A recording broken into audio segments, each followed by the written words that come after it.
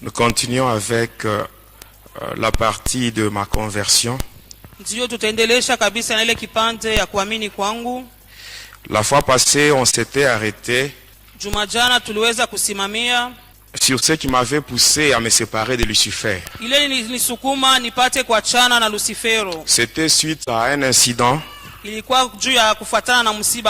s'était passé lorsque nous étions dans une réunion avec le diable. Nous étions tous obligés de donner les rapports des différentes missions qui nous avaient été confiées. La première personne était passée. La deuxième, moi j'étais la 9e personne. Mais arrivé à la 15e personne, la 15e personne c'était un sataniste originaire du Togo.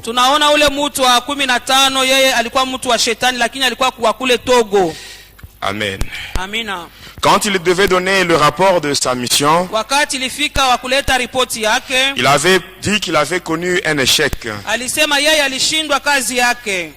Amen. Amina. Et quand il cherchait maintenant à expliquer le pourquoi de son échec,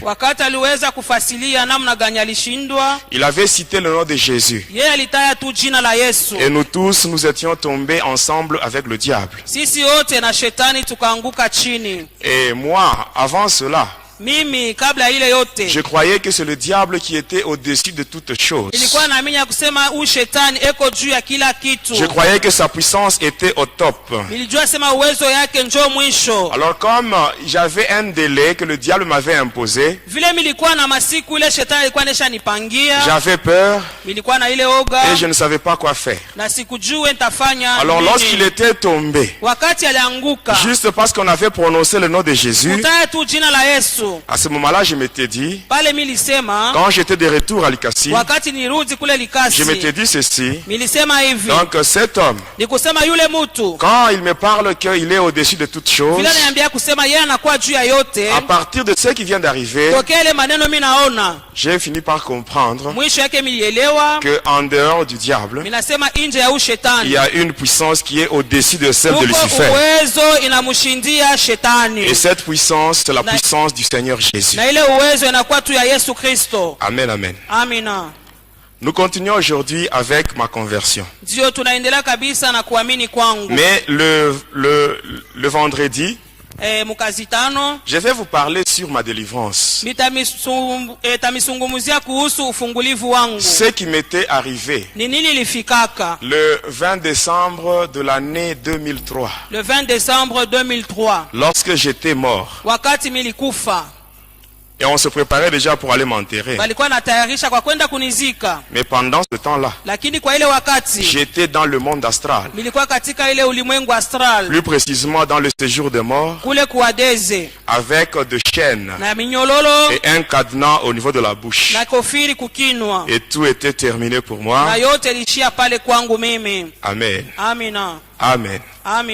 Quand tout était terminé, c'est là où maintenant Jésus avait pris maintenant la relève. Et c'est là qu'il m'a délivré. Ça, c'est ce que je vais expliquer le vendredi. Pour aujourd'hui, je continue avec ma conversion. Et la dernière fois, avant de terminer, je vous avais dit ceci. Ce n'était pas facile. Ce n'était pas facile pour que le diable puisse me lâcher. Avec tous les secrets que je connaissais. Avec toute la formation que j'avais reçue de sa part. Il m'avait formé pour combattre le chrétien. Pour détruire, saboter l'œuvre de Dieu. Il m'avait donné beaucoup de stratégies. Beaucoup de techniques et beaucoup de stratégies. Beaucoup de techniques pour combattre le chrétien et détruire, saboter l'œuvre de Dieu. Alors quand le Seigneur Quand j'ai cherché à donner ma vie au Seigneur Jésus, le diable, sachant très bien que si cet homme est délivré et qu'il commence à dévoiler mes secrets, beaucoup d'enfants de Dieu seront affermis et beaucoup de gens seront délivrés. Alors pour cela, je ne dois pas le lâcher facilement. Faire le pacte avec le diable, c'est facile. Mais se séparer avec Satan, c'est pas une chose facile. Amen, amen. Amen. Pour aujourd'hui, j'aimerais insister sur un point. Le Seigneur Jésus a besoin de nous aider tous. Et d'une manière particulière, il a besoin d'intervenir dans ta vie. Mais toi aussi, tu dois faire quelque chose. Comme la fois passée, je vous avais dit, si tu as besoin de l'intervention du Seigneur Jésus, il faut que tu prennes le risque de dire la vérité. Et en disant la vérité, le monde n'aime pas la vérité. Le monde va te haïr à cause de la vérité. Ta famille peut te rejeter. Tes amis peuvent t'abandonner. Mais Jésus, lui, ne va pas t'abandonner. À cause de la vérité, Jésus ne t'abandonnera jamais. Parce que lui-même, il est la vérité. Et à cause de la vérité que tu vas dire, Jésus ne va pas t'abandonner. Il est l'ami fidèle. Mais bien aimé, même quand vous venez à l'église, j'aimerais vous demander une chose. Quand vous venez à l'église, il faut se dire ceci. Amen. Les hommes de Dieu, le pasteur, les évangélistes, les intercesseurs, ce ne sont pas eux qui vont donner la solution à ton problème. C'est lui qui va donner la solution à ton problème. C'est lui qui va t'accorder la délivrance. C'est le Seigneur Jésus. Le pasteur, les intercesseurs, les évangélistes, ce sont des instruments que Jésus va utiliser pour la délivrance. Amen. Quand tu es dans la détresse, demande le secours de Dieu. Et ici, j'attire aussi l'attention de ceux-là qui servent encore le diable dans la sorcellerie et qui font des histoires dans l'église. Faites attention. On ne se moque pas de Dieu. C'est que l'homme aura semé. Il va moissonner tout le temps.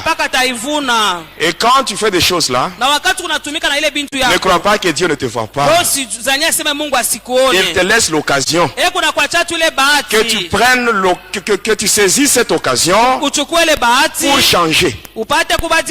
Mais si tu continues comme ça, dans l'église de Dieu, sache qu'un jour, lorsque Dieu va dire trop c'est trop, Dieu va te frapper, tu seras humilié. Même les gens qui te respectent, vraiment tu n'auras plus de valeur. Amen.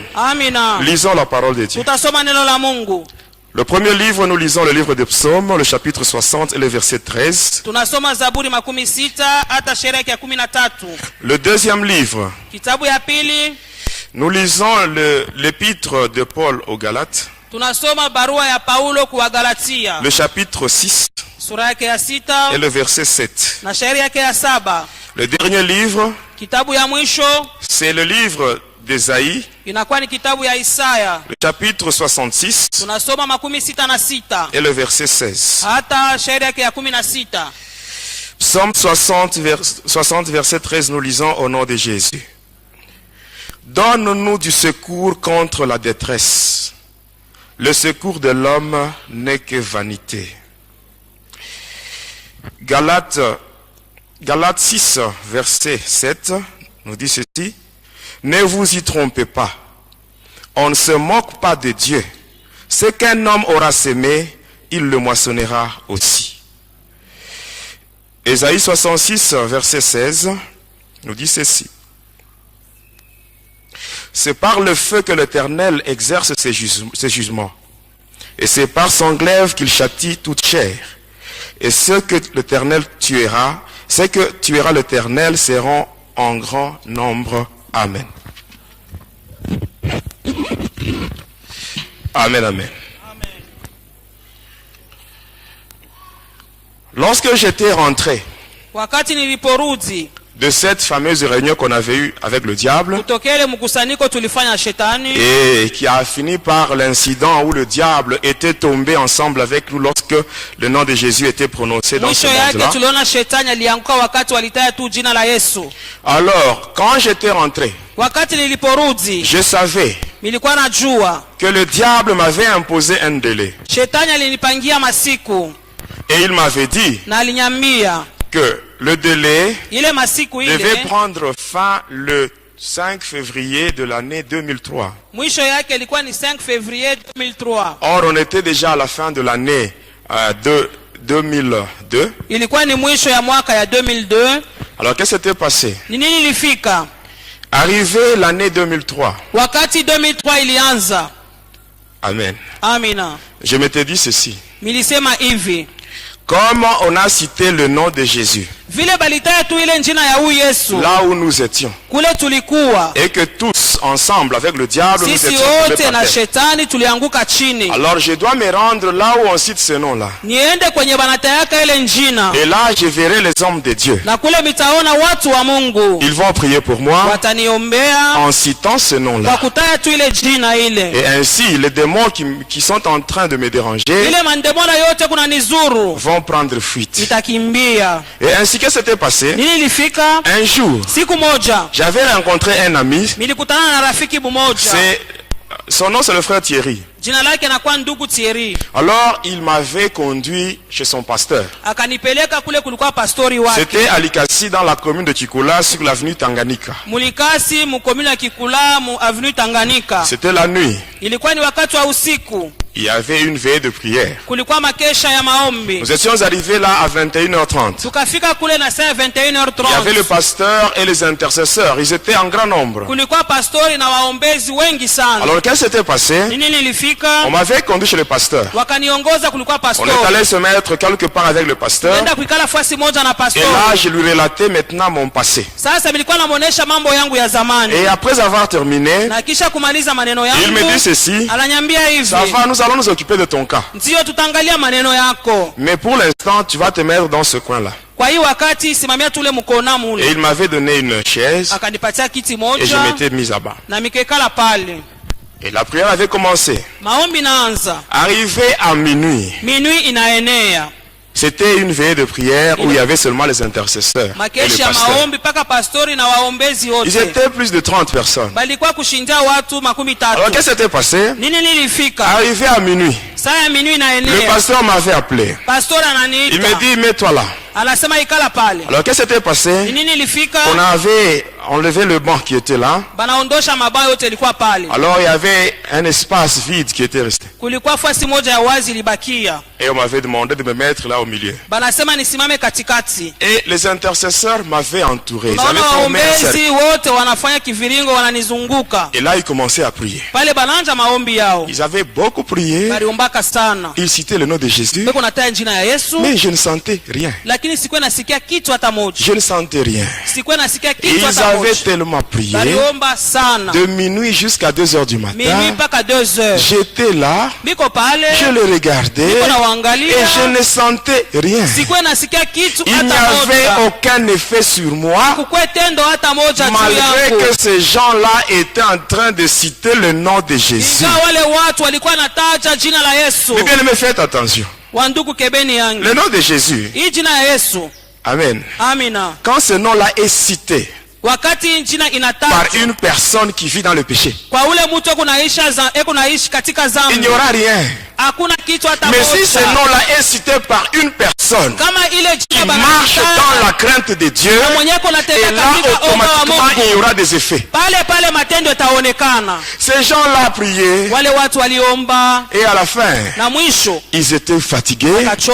Le pasteur était allé se mettre devant la porte. pastor anaenda kuikala kule kumulango. Alors eux, les intercesseurs, ils continuent à prier. Waombezi wanaendelea na kazi yao. Pendant qu'ils priaient, wakati walikuwa naomba, ils étaient fatigués. Bakachoka. Et comme ils voyaient qu'il n'y avait rien sur moi, vile baliona kuna kitu kinafanyika juu yangu, alors ces gens-là commençaient maintenant à me donner 2 coups de poing au nom de Jésus. Sasa bakaanza kunipika makofi katika jina la Yesu. On me donnait 2 coups au nom de Jésus. Wananipika mangumi katika jina la Yesu. Mais pendant qu'ils me donnaient 2 coups, wakati walikuwa napika mangumi, mais je sentais comme s'ils étaient en train de me gratter. Nilikuwa nasikia kama beko nanipalula kwa pamwili.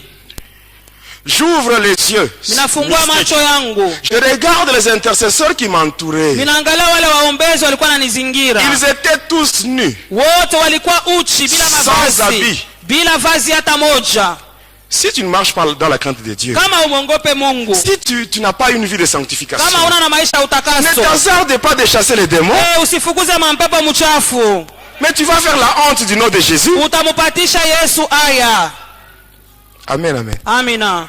Alors quand ces gens-là me frappaient, alors là j'étais fâché, j'étais énervé, et je me disais à moi-même, le fait de venir ici et dévoiler tous mes secrets, c'est une trahison vis-à-vis du diable. Alors comme il n'y a rien, lorsque je vais rentrer chez moi, on va sérieusement me frapper. Et avant que je sois frappé, et là, alors là, je commence d'abord à faire frapper ces gens-ci. Bon, je vous dis la vérité. Vous voulez que je puisse sauter cette étape? Je vous dis la vérité, hein, c'est que c'était passé. Alors là, je commençais à donner des coups. Ce n'était même pas des coups que je donnais sérieusement. Je poussais seulement ces gens. Et quand je poussais, ils sautaient pour tomber sur des bancs. Les bancs étaient cassés. Et là, j'étais sorti. Je suis sorti de l'église. Tel que j'étais. Quand j'étais arrivé chez moi, les esprits méchants m'attendaient. Et là, on m'avait sérieusement tabassé. On m'avait frappé. Et là, je saignais. Dans les narines, la bouche, même dans les oreilles. Et le lendemain matin, je m'étais dit, je dois encore chercher d'autres serviteurs. Malgré qu'on m'avait frappé, moi-même, j'étais allé voir un autre serviteur. Vous savez, bien aimé, si tu as besoin d'être délivré, toi-même, c'est toi la première personne qui doit manifester la volonté d'être délivré. Il ne faut pas qu'on puisse te forcer. Amen. On m'avait frappé la nuit.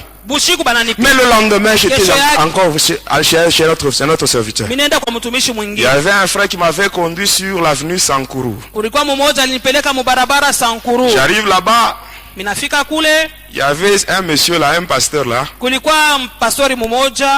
Il avait son nom, mais à la fin, on ajoutait Fire. Je ne dis pas son nom. Alors quand j'étais entré là, qu'est-ce qui s'était passé? C'était un mercredi. Sur l'avenue Sankuru. Dans cette église-là, comme toiture, il y avait une bâche. Alors comme mur, c'était de nattes qu'on avait placé là. Il y avait beaucoup de gens. J'étais entré. J'avais vu le pasteur. J'avais causé avec lui. Il m'a dit ça va, il n'y a pas de problème. Va te mettre là au fond sur une banquette. Et j'étais allé là-bas et je m'étais assis. Et qu'est-ce qui s'était passé? Il a commencé à prêcher. Après la prédication, il devait maintenant conduire la prière. Il a demandé à ce que tout le monde se tienne debout. Alors quand tout le monde était debout, et le pasteur maintenant avait commencé la prière. Il avait donné un sujet de prière. Et les fidèles étaient plongés dans la prière. Et lui, il était en train de circuler. Il arrive là où j'étais, là au fond. Pendant que les autres étaient en prière. Il arrive là où j'étais. Il se tient devant moi. Il me dit, frère, je viens de voir un blanc derrière toi. Il dit, ah bon, derrière moi il y a un blanc. Bon, comme tu as tué, c'est toi qui as vu ce blanc. Tu peux l'enlever de là, tu peux le faire sortir de là. Mais bien aimé, il y a des farceurs. Surtout ceux-là qui travaillent pour leur poche et pour leur ventre. Les farceurs. Et ils sont vraiment nombreux. Et ce sont ces gens-là qui rendent même les sorciers incrédules. Un sorcier, il entre dans l'église, il arrive même à envoûter les pasteurs. Comment est-ce qu'il peut donner sa vie au Seigneur Jésus?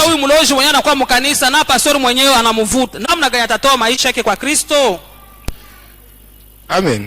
Amina. Si tu n'as pas été appelé par le Seigneur Jésus, tu dois seulement te mettre dans le pourtour comme tout le monde. On t'enseigne. Et au moment opportun, si vraiment le Seigneur t'a appelé, il va aussi t'équiper. Notre Dieu, quand il donne la vision, il donne aussi la provision. Amen. Amina. Alors il était là. Et subitement là il commence à parler en langue. Commence à parler en langue. Je le regarde. Je le regarde. Un homme sans habit. Et là il cherchait maintenant à me tenir. Alors je le regarde. Je fais seulement ceci. Avec ma main, je le touche seulement. Je ne l'avais pas poussé. Je l'avais juste touché. Et juste quand ma main avait touché son corps, le pasteur était projeté. Et il est allé tomber sur le fidèle. Et quand il était tombé sur ce fidèle, la prière avait pris fin. La prière avait pris fin. Et les intercesseurs commençaient à déplacer les bancs. Et il y avait encore un espace vide. Et ces gens-là commençaient à prier pendant que le pasteur était à terre. Et eux commençaient à prier. Et ils avaient aussi commis la même bêtise. Ils commencent à me donner des coups au nom de Jésus. Et quand je commence à les pousser, ils sautent. Et quand ils sautent, ils sortent avec des nattes. Ils sortent avec des nattes. Et à la fin, quand je devais quitter ces lieux-là, il y avait juste la toiture, toutes les nattes n'étaient plus là. Et j'étais parti. Amen, amen. Et quand j'étais parti, un jour, il y a une sœur. Elle était venue me voir. C'était la mère de ma fille. Alors elle m'avait donné l'adresse d'un prophète. Du côté, quand vous êtes à Likasi, vous vous rendez vers le camp Génie. Sur l'avenue Dilolo. On m'avait donné l'adresse d'un prophète. Et j'étais parti. J'arrive là-bas, je frappe à la porte. Le prophète était chez lui au salon avec sa femme. Quand j'étais entré, j'arrive là-bas, je les salue. Il me demande le pourquoi de ma visite. Et là je commence à parler. Je commence à parler que je suis sataniste, je cherche la délivrance. Et je voulais ajouter. Il me dit tais-toi. Tais-toi. Mets-toi à genoux. Pendant que tu étais en route, Dieu m'a dit Dieu m'a dit qu'en route, il y a un homme, un sataniste qui vient chez toi. Tu dois prier pour sa délivrance. Eh bien, mais pourquoi mentir? Pourquoi mentir au nom de Jésus? Mais si Dieu ne t'a pas donné un message, tais-toi. Mais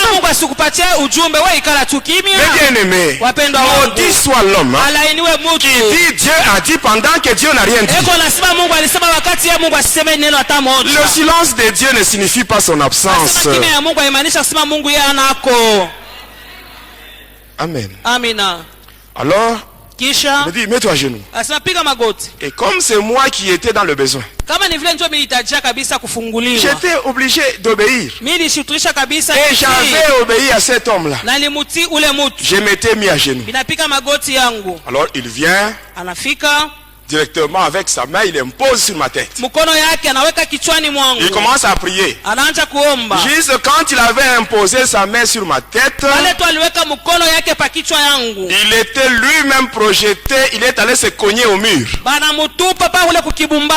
Et quand il s'était cogné au mur, il se relève, il prend sa femme par la main, il ouvre la porte, et les deux prennent fuite. Et il me laisse seul dans la maison.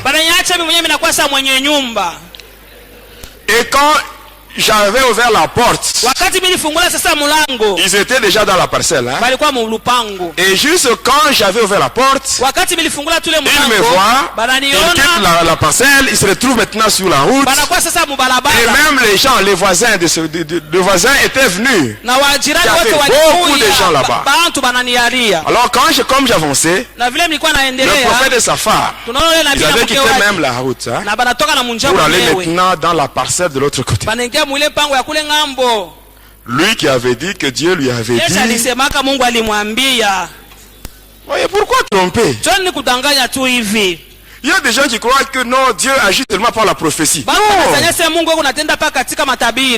Parce qu'aujourd'hui il y a même des prophéties fabriquées. Les vrais prophètes, ils sont là, ils existent. Mais ils sont en petit nombre. Mais ceux qui sont en grand nombre, ce sont les faux prophètes. Parce que même moi, j'étais prophète. J'ai parlé en langue. J'ai prophétisé. Amen. C'est triste. Et j'étais sorti de là, j'étais rentré chez moi. J'arrive chez moi, on m'attendait. Et là, on m'avait encore frappé sérieusement. J'étais resté chez moi. 2 jours plus tard, il y avait un autre frère qui était venu me voir. Et il me donne l'adresse d'un autre prophète. J'étais parti. J'arrive là-bas. Je frappe à la porte. Il me dit, n'entre pas. Il était à l'intérieur. Il me dit, n'entre pas. Commence par enlever tes souliers. Parce que ici, tu es sur un lieu saint. Enlève tes souliers vite. J'avais enlevé mes souliers. Et après, j'étais entré. J'entre dans le lieu saint. Je me retrouve dans le lieu saint, il y avait la natte. Et il me dit, mets-toi là. Et je m'étais assis sur la natte dans ce soi-disant lieu saint. Étant là-bas, et le prophète commence à prier. Il prie en langue. Et pendant qu'il priait, il était en train d'invoquer les démons. Bon, comme moi j'étais sataniste, j'étais déjà familiarisé avec les démons. Quand quelqu'un invoque les démons, pour moi ce n'était pas difficile de découvrir. Il invoque les démons, je sens. Et après je le regarde, un sataniste de niveau vraiment très bas par rapport à moi. Alors je me lève, je dis, toi, wewe tu oses faire ça sur moi. unapima kufanya hii maneno juu yangu. J'avais fait ce geste. Minafanya tu hivi. Je fais ça. Minafanya hivi sur son visage. pa uso wake. Je cache ça derrière moi. Naificha nyuma yangu. Et je crache sur lui. Na mimi namutemea mate. Et j'étais parti. Na mikaenda. 2 jours plus tard, masiku mbili kisha, le prophète était mort. Ule nabii akakufa. Et par après, j'ai continué toujours. Kisha yake mimi nilikuwa tunaendelea na safari yangu. Et après, na kisha yake on m'avait donné l'adresse bakanipatia tena anwani ingine d'une autre église ya kanisa ingine en ville.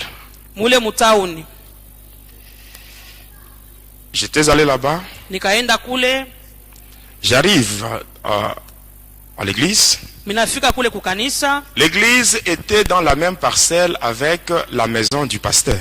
Ile kanisa ilikuwa katika pango moja na nyumba ya pastori. J'étais entré. Nikaingia. J'entre seulement dans l'église. Minaingia mu kanisa. Je cause avec le pasteur. Ninazungumza na pastori. Il y avait des mamans là, les intercesseuses. Kulikuwa wa mama sasa waombezi. Et après le pasteur me dit, kisha pastori ananiambia, aujourd'hui, leo tu seras délivré. Utafunguliwa. Et quand il me dit ça, wakati ananiambia ile, j'étais content. Nikafurahi. Après quelques minutes, kisha kuna kwa tu madakika chache, j'entends des bruits.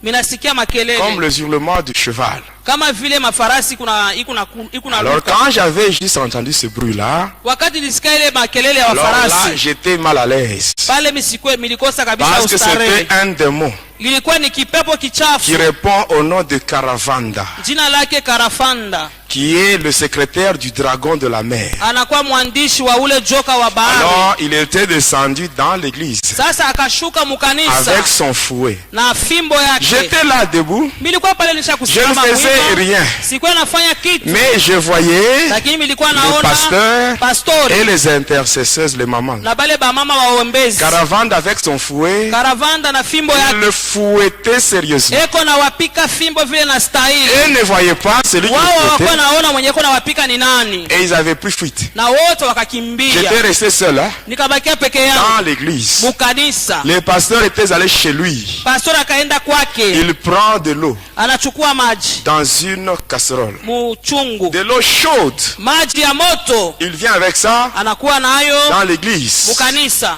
Il entre. Anaingia. J'essaie seulement de bouger. Minapima kutenga. Il lance ça sur moi. Ananitupia. C'était de l'eau chaude. Ilikuwa maji ya moto. Alors quand j'avais essayé de bouger, wakati nilitaka kidogo, il laisse là la casserole. Anaacha na kyungu kenyewe. Il sort en courant. Anatoka mbio. Et j'étais resté seul. Nilibakia peke yangu. Et après, na kisha j'étais mouillé. Nikalubana. Parce qu'il avait versé de l'eau sur moi. Alimwanga maji juu yangu. J'étais mouillé. Nikalubana. Et là je sortais. Na pale bilikuwa natoka. De la parcelle. Mumpango. Alors quand je sortais, wakati bilikuwa natoka, frère, arrête-toi. Anasema ndugu simama kwanza. Alors je m'étais arrêté. Nikasimama. Il vient. Anasema kuja. Il me dit ceci. Ananiambia hivi. Frère. Ndugu. Dieu m'a dit. Mungu ananiambia. Dieu vient de me dire. Mungu anatokea mkunyambia pour ta délivrance. Dieu ufungulivu wako. Il faut faire la sélection. Il faut faire une coalition de 10 pasteurs. Asema changa wa pastori wa 10. Un seul pasteur ne peut pas prier pour toi. Asema pastori mmoja hawezi kukuombea wewe. Eh bien, mais ça c'est la folie. Hii ni mazimu wapendwa. C'est la folie. Mazimu. Amen. Amina. Tu peux être seul. Unaweza kuwa wewe moya. Tu peux être seul. Unaweza kuwa wewe moya. Face à 100 ou à 1000 satanistes. Mbele ya wachawi ils ne peuvent rien faire contre toi. Hawawezi kitu hata moja. Parce que ceux qui sont avec toi wale wako pamoja sont en plus grand nombre que ceux qui sont avec eux. Wanakuwa mingi kushindia wale wanakuwa nao. Mais c'est ce qui s'était passé quand les Syriens étaient allés vers Élisée. Ile mambo ilipita wakati wa Suria walienda kule kwa Elisha. Son serviteur Géasi était en train de trembler. Ule Géasi mtumishi wake alikuwa anatetemeka. Parce qu'il avait vu les troupes des ennemis. Aliona vikosi vya wadui. Et Élisée lui avait dit. Elisha akamwambia, n'aie pas peur. Wewe usiogope. Ceux qui sont avec nous wale wanakuwa pamoja nasi sont en plus grand nombre que ceux qui sont avec eux. Wengi sana kushinda wale wanakuwa nao. Toi seul. Wewe mwenyewe. Toi seul. Wewe mwenyewe. Mais Tu peux détruire ou saccager tout un bataillon de démons. Unaweza kupomoa mzuri kuharibu bataillon mzima ya mademona. Si tu es avec Jésus. Kama uko pamoja na Yesu. Si tu as la crainte de Dieu. Kama uko na neema ya Mungu. Si tu as une vie de sanctification. Kama uko na maisha ya utakaso. C'est possible. Inawezekana. Amen. Amina. Moi du moment que j'ai donné ma vie au Seigneur Jésus. Wakati nilitoa maisha yangu kwa Yesu. Je n'ai jamais eu peur de qui que ce soit. Siogopake yeyote tena. Peur de quoi? Si le diable lui-même, si le diable lui-même m'a vomi,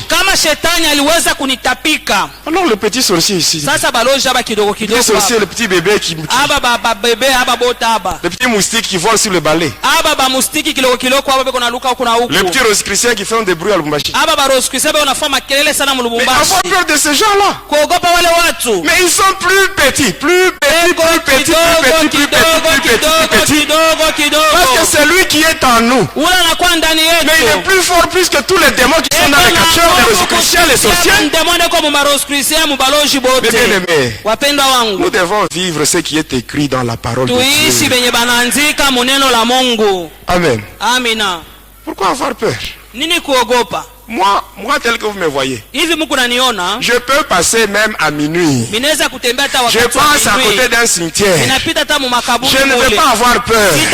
Parce que je sais que mon Dieu à moi, il est puissant. Je peux marcher tête haute, poitrine bombée en balançant le bras. Je passe parce que j'ai confiance. Et je connais ma relation avec Jésus. Je connais ma relation avec mon Dieu, mes bien-aimés. Voilà pourquoi même quand je témoigne, il y a des petits sorciers qui m'envoient des flèches. Tout ça, quand ils font tout ça, moi j'ai pitié de ces gens. J'ai pitié de ces gens parce qu'ils ne peuvent rien me faire. Si Dieu est pour moi, qui sera contre moi, mes bien-aimés? Pourquoi avoir peur? Tu trouves on a placé des fétiches la nuit. Tu te réveilles le matin, tu commences à trembler. Prends ces choses, brûle au nom de Jésus, il n'y aura rien. Amen. Amina. Quand tu as peur, quelque part, si tu as peur, ça veut dire quelque part ta relation avec Jésus n'est pas bonne. Mais nous devons vivre ce que Jésus, ce que la parole de Dieu nous dit. Jésus lui-même il dit, voici je vous donne le pouvoir de marcher sous le serpent, les scorpions, sur toute la puissance de l'ennemi et rien ne pourra vous nuire. Et c'est la vérité. C'est la vérité. Moi on m'a déjà piégé à maintes reprises. On a déjà envoyé des satanistes. Mais malgré tout ça, je n'ai pas peur. Je vais continuer à témoigner. Je vais continuer à dévoiler les œuvres du diable. Et tout cela pour la gloire de Jésus. Il y a des gens qui tremblent. Quand tu trembles, tu donnes la force à tes ennemis. Et quand tu minimises les ennemis, c'est facile pour toi de les écraser. Amen. Amen. Alors quand j'ai été sorti de cette église-là, on m'avait encore adressé à une autre église. J'étais arrivé là. Alors on commençait à prier pour moi. Ils étaient à 6. Les 4 là se sont précipités pour mettre leurs mains sur ma tête. Et ils étaient projetés. Alors quand ils étaient projetés, les 2 qui étaient restés debout, ils m'avaient abandonné pour s'occuper de ces gens-là qui étaient à terre. Alors là j'étais sorti, j'étais rentré chez moi. Après cela, j'étais allé dans une autre église sur l'avenue Foyer Social. J'entre par la porte principale. Les démons descendent, ils commencent à frapper les gens commencent à sortir par la porte secondaire. J'étais parti. Je vais encore sur l'avenue Lumumba. Croisement avec l'avenue Mukumbi. À côté, il y a une station de Fina. J'étais entré là. Il y a des démons qui frappaient les gens. Les gens avaient pris fuite et on m'avait laissé. Je quitte cette église-là. Je vais sur l'église suivante. Sur une même avenue. Même chose. Je vais dans une troisième église. Sur une même avenue. Même chose. Et à la fin, j'étais... Amen. Hein? Amen. J'étais entré dans 23 églises. Mais dans toutes ces 23 églises, je n'avais pas trouvé la solution à mon problème. À la fin, qu'est-ce qui se faisait? Lorsque je me rendais aux églises, moi je partais avec une bonne intention. Je ne partais pas là-bas pour que les démons descendent afin de frapper les gens. Moi je disais la vérité. Amen, amen. Amina. Et à la fin, qu'est-ce qui s'est passé? Lorsque je me rendais aux églises, qu'est-ce qui s'est passé? On me voyait de loin. Et là, on m'envoyait des frères. On vient me voir. On dit, frère, le pasteur a dit, ne viens pas dans notre église. Tu vas faire fuir les gens.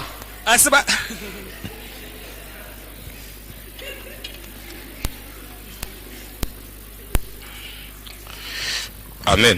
Amen. On m'est chassé. Et les on disait, cet homme-là, avec ce nom-là, le nom-là que j'avais, on disait, non, cet homme-là, il ne peut pas être délivré. Vous ne savez pas, cet homme-là, c'est lui-même le diable. C'est ce que les gens disaient. C'est ce qui était connu. On ne voulait plus de moi dans les églises. Alors, comme on ne voulait plus de moi, je m'étais dit, comme on ne veut plus de moi dans les églises. Or le diable lui aussi il va me tuer si je ne donne pas 2 personnes de ma famille. Alors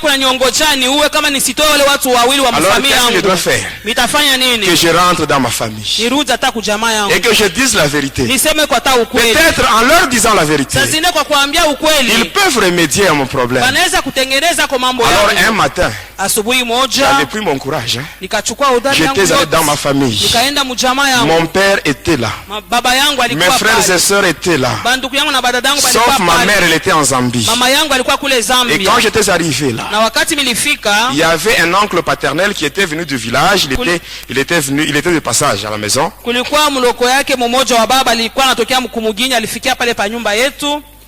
Alors quand j'étais là au salon, avec toute la famille réunie, j'avais dit ceci. Vous savez tous que je suis sataniste. Mon père m'avait dit ceci. Oui, je sais.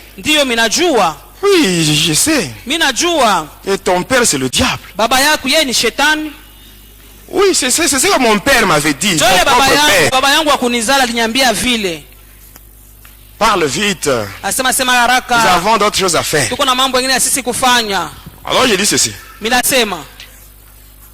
Vous savez que je suis sataniste. Et maintenant, au moment où je vous parle, on m'a demandé de tuer 2 personnes. Et les 2 personnes qu'on m'a demandé, les 2 personnes que je dois tuer, c'est parmi vous qui êtes ici. Amen, amen. Mettez-vous à leur place. Mettez-vous à leur place. Amen. Amen. J'avais dit la vérité. J'avais pris le risque de dire la vérité. Et quand je disais cette vérité-là, je n'avais pas une mauvaise intention. Je disais la vérité. Et c'est ce qui était réel. Et avant de me répondre, alors tout le monde commençait à pleurer. C'était déjà le deuil. Il n'y avait pas quelqu'un qui était mort, mais c'était déjà le deuil. Et par après, les voisins même étaient venus pour demander celui qui était mort. Et par après, mon père s'était ressaisi. Alors il a réuni tout son courage. Il me dit ceci. Ananiambia hivi. Tu vois? Unaona? Ma maison à moi. Hii nyumba yangu. Ce n'est pas un poulailler. Haina fasha wa nkuku. Ce n'est pas une boucherie. Haina fasha kuua nyama. Où tu dois prendre ce que tu veux pour ton père le diable. Ile unaweza kuchukua kwenda mpelekea baba yako shetani. Et au moment où je te parle. Na wakati niko nasema na wewe. Tu quittes ma maison. Toka mnyumba yangu. Tu quittes et sache qu'à partir d'aujourd'hui tu n'es pas mon fils. Tu n'es pas mon enfant. Et ces gens que tu vois ici, ils ne sont pas tes frères ni tes sœurs. Alors tu dois aller. Tu dois quitter ma maison. Il appelle son jeune frère. Il lui fait une lettre. Et il lui dit, tu dois rentrer au village. Et lorsque tu seras là-bas, tu leur diras, s'ils apprenaient qu'il y a deuil à Likasi, ils sachent que c'est cet homme ici qui vient de tuer. C'est ce qui s'était passé. Et là, je ne savais pas, je ne savais plus où aller. J'étais sorti de ma famille, chassé de ma famille. Les églises ne voulaient pas de moi. Ma famille m'avait rejeté. Tous les amis que j'avais, ils m'avaient abandonné. Tous ces amis à qui je payais la bière, ils n'étaient plus là. Et j'étais resté seul. Seul. Et j'ai souffré. J'ai souffré. J'étais sorti de là. Je ne savais pas où aller. Je n'étais pas tranquille. Et là, j'ai resté au marché. Moi, je dormais au marché. En dessous des étalages. C'est là où je dormais. Moi qui servais le diable. Moi qui avais servi le diable pendant 25 ans. Moi que le diable avait demandé d'appeler papa. Mais ce jour-là, lui qui était mon papa, il m'avait abandonné. Mes bien-aimés, dans le moment de détresse, demandons le secours de Dieu. Le secours de l'homme n'est que vanité, mes bien-aimés. Et j'étais triste. Et là je prenais tous les drogues nécessaires pour chercher à avoir la paix, mais c'était sans succès. Et pour finir, je m'étais trouvé une maison sur l'avenue Shaba. Et je m'étais installé là-bas. Et une nuit je dormais. Alors là, vers 4 heures du matin, j'avais entendu de bruit. Des gens qui criaient. Et quand j'étais sorti, il y avait un cas de vol. Alors on avait dit que le voleur avait pris la direction, il avait pris la direction qui allait vers la droite. Alors ensemble avec ceux-là qui étaient là, on commençait à poursuivre le voleur. Et comme on ne l'avait pas trouvé, on était rentré. Arrivé là-bas, les gens qui étaient là, ils avaient dit, on n'a pas vu le voleur. Alors une sœur de cette famille-là, la famille victime, ça avait dit, pourquoi vous dites que vous n'avez pas trouvé le voleur? Vous n'avez pas trouvé le voleur, mais le voleur est là. Et c'était moi qu'on avait cité, qu'on avait désigné comme voleur. Je dis, moi voleur? Mais qu'est-ce que j'ai fait?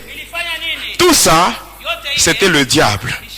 C'était les esprits qui s'étaient incarnés dans cette sœur-là pour m'énerver. Afin que je puisse solliciter maintenant l'intervention du diable. Alors quand on avait dit ça, cette sœur pour moi c'était une humiliation. Alors je me disais, moi voleur? Alors je m'étais concentré, j'ai fait une invocation. On me dit, on va régler ce problème.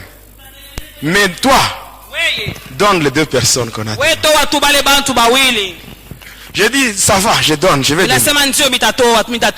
Alors quand j'avais dit ça va, je vais donner, automatiquement on me dit va au commissariat de police. On va te donner deux policiers. J'étais allé là-bas, je n'avais pas porté plainte. J'arrive là, l'OPJ me voit, il me dit c'est toi. Directement il appelle deux policiers, accompagnez cet homme. Et nous étions partis, arrivés là, on avait arrêté les gens qui m'avaient accusé. On les avait arrêtés, on avait arrêté 3 personnes et on les avait placés dans... On les avait placés au cachot. Le papa, le chef de cette famille-là, c'était un pasteur. Alors qu'est-ce qui s'était passé? J'étais rentré chez moi. J'avais pris mon carnet noir. J'avais pris 2 noms de membres de ma famille restreinte.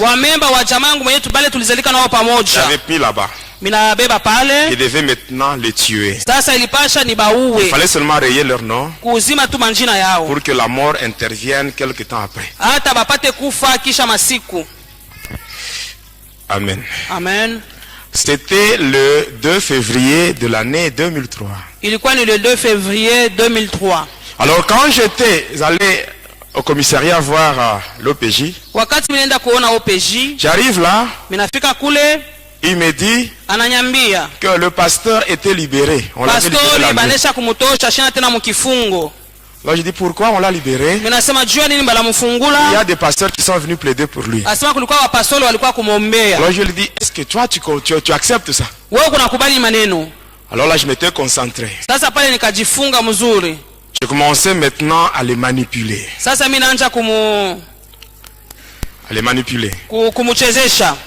Et là je commence maintenant à lui dicter. Je commence maintenant à communiquer avec lui par télépathie sans le savoir. Je commence à faire la transmission de mes pensées dans sa tête à partir des esprits. Il commence maintenant à rédiger un papier. Et il prend le dossier, il transfère cela au parquet.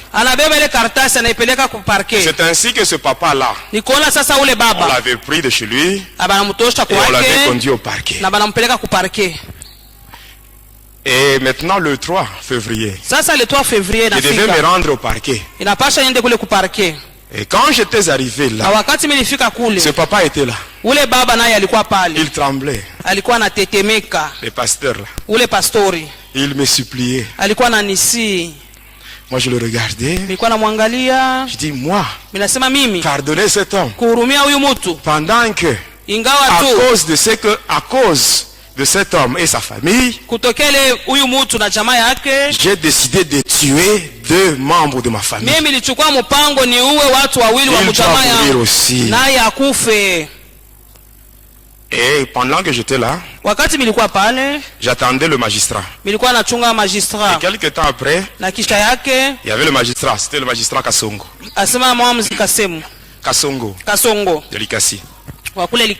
Il était venu, il m'avait appelé dans son bureau, il m'avait entendu, et après il m'avait dit, tu as raison, tu as raison, cet homme ici, il doit payer.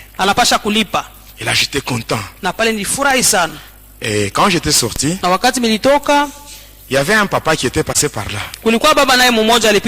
C'était l'oncle paternel à la mère de ma fille. Et quand il m'avait vu, il me dit, non, le pasteur ici, c'est un papa très bien. Il a un bon témoignage. C'est un bon papa. Quand nous étions très jeunes, ce papa c'est lui qui nous avait fait grandir. Ainsi je te supplie, retire seulement ta plainte. Amen. Amina. Amen. Amina. C'est tel que tu es là. Amen. Amen. Tu dois savoir à bien vivre avec les gens. Parce que ce papa là, Amen. Amen. À cause de son passé. À cause de ce qu'il faisait dans son passé, il y a eu un homme qui est venu parler à sa place. Et quand ce papa me parlait, je ne sais pas ce qu'il m'avait poussé. Je dis ça va. J'entre dans le bureau du magistrat. Je lui dis bon ça va, je retire ma plainte. Veuillez libérer ce papa. Alors lui me dit ça va, comme toi tu as été ta plainte, mais moi en tant que magistrat il doit aussi me donner l'argent comme amende de l'État. Il dit ça va, ça c'est ton problème. Entre toi et lui. Moi et ce papa c'est terminé. C'est comme ça que j'avais laissé ce papa. Mais sur moi, je savais que 2 membres de ma famille devaient mourir. C'était le 3 février. Et là j'ai quitté le parquet. Je me rendais vers le centre de la ville. Et pendant que j'évoluais, j'avais un colis. Et dans ce colis, il y avait un flacon. Et dans ce flacon-là, il y avait un mélange du sang humain avec le parfum Hausarabia. Il y avait un livre qui avait la mention les plus grands secrets de Lucifer. Il y avait un crucifix. Et il y avait aussi un mouchoir que j'avais reçu lorsque j'avais adhéré dans l'ordre de Prima Curia au sein de la magie indienne.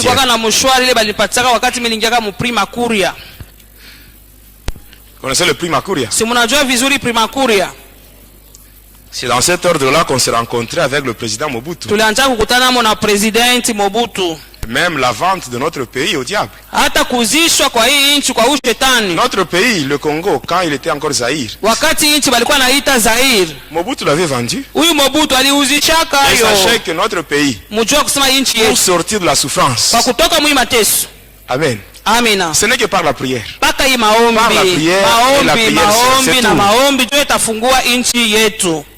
Nous tous, nous avons vu. Lorsqu'il y avait les élections, les gens se disaient qu'avec maintenant les élections, il y aura des institutions qui seront maintenant établies. Et la paix va rentrer dans le pays. Et si nous voyons ce qui se passe, c'est pire. Amen. Et notre pays peut sortir de ce chaos seulement par la prière. Ainsi, l'Église a la mission de prier pour le pays. Il y a beaucoup de choses. Moi, je connais sur la vente de notre pays. À 2 endroits. La source du fleuve Congo et à l'embouchure. À partir d'une loge mystique qui a 8 dragons qui se trouve au niveau de Badolite, le temple de Kawele. Tous ces gens-là qui ont travaillé avec Mobutu dans le gouvernement de transition. C'était seulement la distraction. Ces gens-là, c'était des amis. Tous agents de Satan. Ils travaillent pour un même maître. Et ils ont un même objectif. Qui est celui de plonger les enfants de Dieu dans la souffrance. Parce que l'homme, dans sa nature, n'accepte pas facilement la souffrance. Quand la souffrance dure, l'homme finit par retourner chez le diable. Amen. Et pendant que je partais, j'étais en route. J'étais sur le boulevard de l'Indépendance. Étant arrivé à un niveau, j'évoluais vers le centre-ville. Alors pendant que je passais, il y avait une église. Dans cette église-là, on parlait sur la sorcellerie. On parlait sur la sorcellerie. Celui qui parlait, c'est celui qui faisait la modération. Alors quand j'avais entendu cela, je m'étais dit, mais ces gens, avec leurs églises, ils parlent toujours sur la sorcellerie. Ils parlent sur la sorcellerie, le satanisme. Mais si un sataniste ou un sorcier se présente, ils ne font rien. Ainsi, Je vais entrer ici. Je vais appeler les démons. Et ils vont frapper tous ces gens pour qu'ils ne puissent plus parler sur la sorcellerie. J'étais entré. Je m'étais mis sur une place. Et les chrétiens étaient là. Ils priaient. C'était le matin. C'était le matin. L'intercession matinale. J'étais là.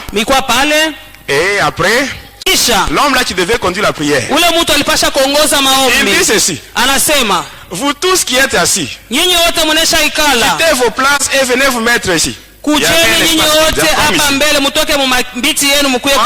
J'avais laissé mon colis là-bas et j'étais venu ensemble avec les vrais chrétiens. J'arrive là, je me mets à genoux. Tout le monde était à genoux. On avait donné une requête et les gens priaient les yeux fermés. Moi aussi j'étais là avec les yeux fermés. Pendant que les autres priaient, moi j'ai invoqué les démons. J'ai invoqué les démons.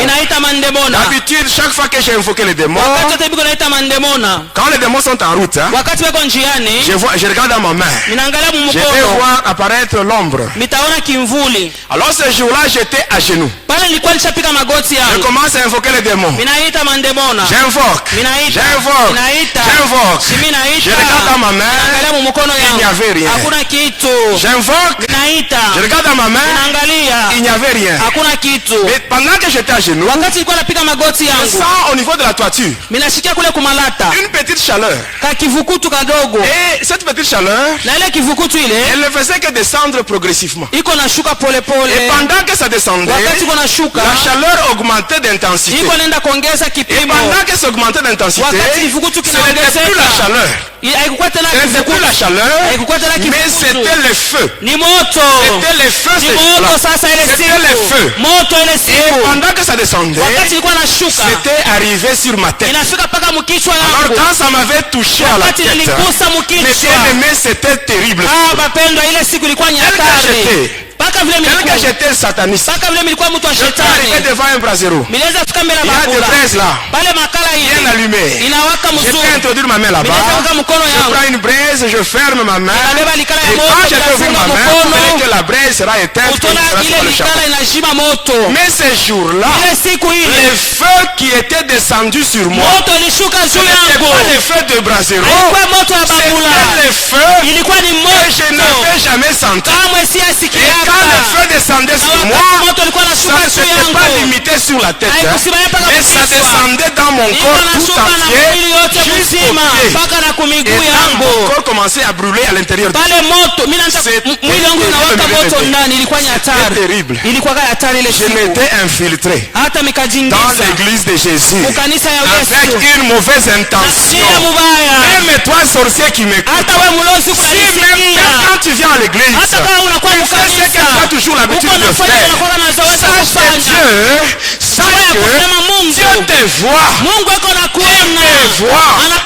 Il te voit. Il n'a pas peur de toi.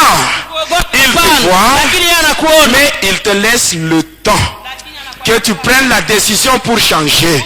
Mais si tu veux demeurer dans ce que tu fais, sache que quand Dieu va dire trop, c'est trop.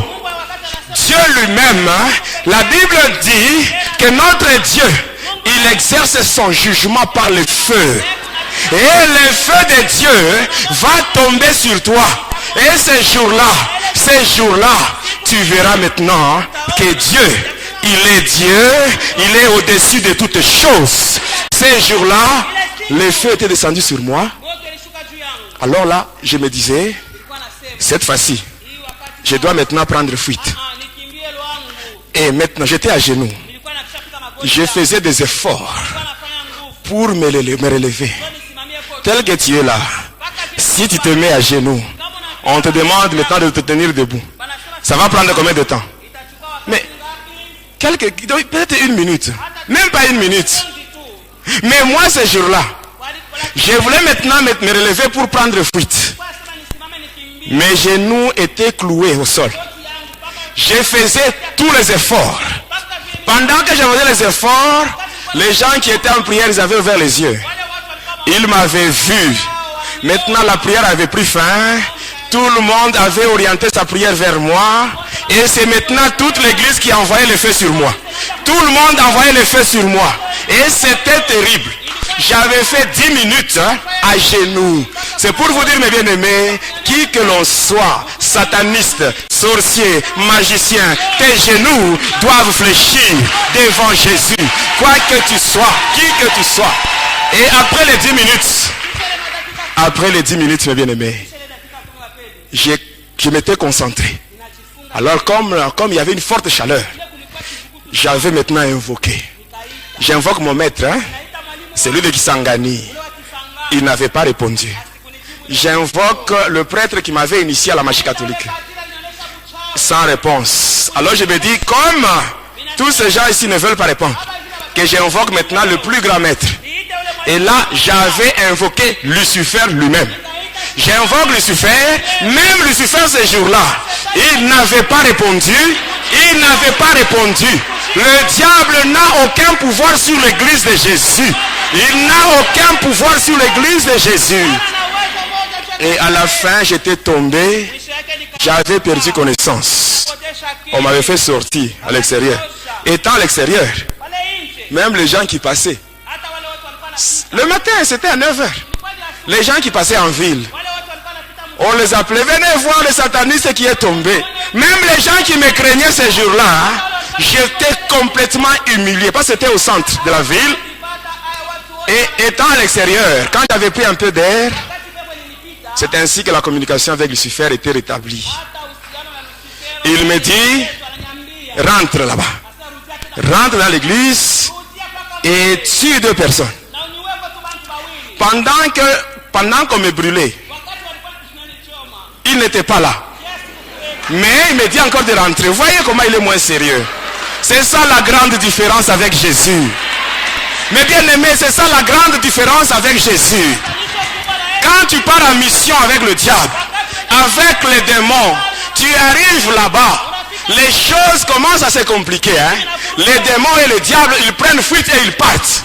Mais si tu vas avec Jésus, les choses se compliquent. Jésus te dit, mets-toi derrière moi et moi-même, je vais maintenant combattre à ta place. Je vais combattre à ta place. C'est ça la grande différence avec Jésus. Pour aujourd'hui, on s'arrête par là et on continue prochainement.